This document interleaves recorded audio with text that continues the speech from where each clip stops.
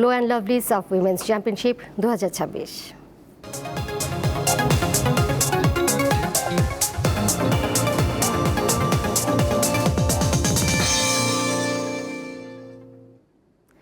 নারী সাফ championship cover করতে ভারতের গোয়ায় রয়েছেন সহকর্মী মোহাম্মদ হাসিব। সেখান থেকে সরাসরি যুক্ত হচ্ছেন তিনি।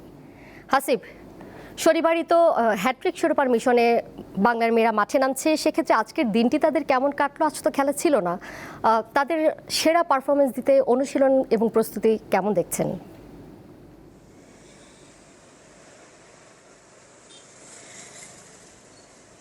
আজকে সারাদিনই বাংলাদেশ দল হোটেলে সময় কাটিয়েছে এবং হোটেলের ঠিক পেছনে যেই বিচটি রয়েছে সমুদ্র সৈকত, সেখানে আসলে তারা বেশ কিছুটা সময় কাটিয়েছে বাংলাদেশের নারী ফুটবল দল। গ্লো এন্ড লাভলি এখন নতুন রূপে, নতুনের মতো গ্লোয়িং স্কিন।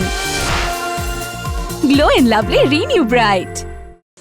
শিউলি আজিমের মৃত্যুর পরে দলের মধ্যে যে একটা মন খারাপ ভাব ছিল গতকালকে ম্যাচ জয়ের পরে, আসলে সেটা কিছুটা হলেও স্বাভাবিক হয়েছেন শিউলি আজিম, তেমনটাই আসলে আমরা জানতে পেরেছি। এবং অনেকটা স্বাভাবিকভাবেই আসলে বাংলাদেশের টিম আজকে রিকভারি সেশন পার করেছে এবং টিম মিটিং বেশ অনেকক্ষণ ধরেই হচ্ছে। প্রত্যেকটা খেলোয়াড়ের সাথে কোচ এবং টিম ম্যানেজমেন্ট যারা আছেন তারা প্রত্যেকে কথা বলছেন, যেহেতু ভারতের বিপক্ষে ম্যাচ, শিরোপা নির্ধারণী ম্যাচ এবং তৃতীয় শিরোপা জয়ের হাতছানি, সব মিলে আসলে যে একটা মোমেন্ট, যে খুব দলকে খুব নির্ভর রাখার চেষ্টা, প্রত্যেকটা প্লেয়ারের সাথে কথা বলা।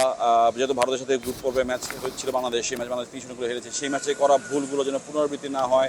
একই সাথে হচ্ছে মালদ্বীপের বিপক্ষে জয় পেলেও, কিংবা হচ্ছে ওইদিকে গতকালকে ম্যাচে নেপালের সঙ্গে যে ভুলগুলো টুকটাক হয়েছে, সেগুলো কীভাবে রিকভারি করা যায় সেগুলো নিয়ে আসলে কথা হচ্ছে, ডিসকাশন হচ্ছে, মিটিং হচ্ছে। প্রত্যেকটা প্লেয়ারের সাথে কোচ কথা বলছে, টিম ম্যানেজমেন্ট কথা বলছে। সব মিলে আসলে টিম আজকে রিকভারি সেশনে আছে। তারপরও সহকারী কোচ আবুল হাসানের সাথে কথা হয়েছে, তিনি আসলে দলের যে প্রস্তুতি সেটা নিয়ে কথা বলছে। কালকে বাংলাদেশ দলের অনুশীলন আছে, সেইটা হবে সন্ধ্যা এখানকার সময় সকাল 7:30টায়, অর্থাৎ বাংলাদেশ সময় সকাল 8টায়। তো তখন আসলে এই বিষয় নিয়ে গিয়ে মাঠে পুরোপুরিভাবে কাজ করবে বাংলাদেশ দল। দোলা হাসিব, আপনাকে ধন্যবাদ।